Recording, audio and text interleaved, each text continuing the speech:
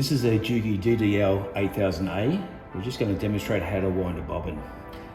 First of all, I've got a bobbin in my hand. I'm just going to place it onto the spindle where we wind our thread for the bobbin. We need to thread it through this little guide, around again. There's another little hole in the guide. Pull that through.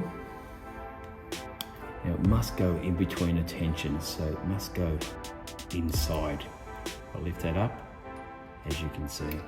Keep on pulling it out through the thread guide at the back and just pull it along.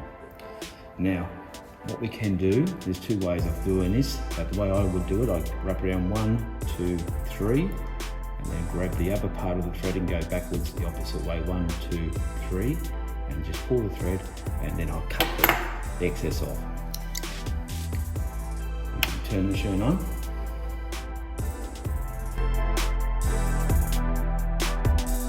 Before we wind the bobbin, it's very essential to make sure this lever here actually lifts the presser foot. So when I lift this up, and as you'll see, the presser foot actually gets risen away from the plate, so you don't want any chatter and you don't want to damage the actual feed dogs while sewing. Then I'm going to put my foot on the pedal and I'm going to engage the lever. As I engage that lever, it should wind the thread around the bobbin, as you'll see, and it should wind it to about 80 to 85% full is enough. You don't want to overwind it. Stop.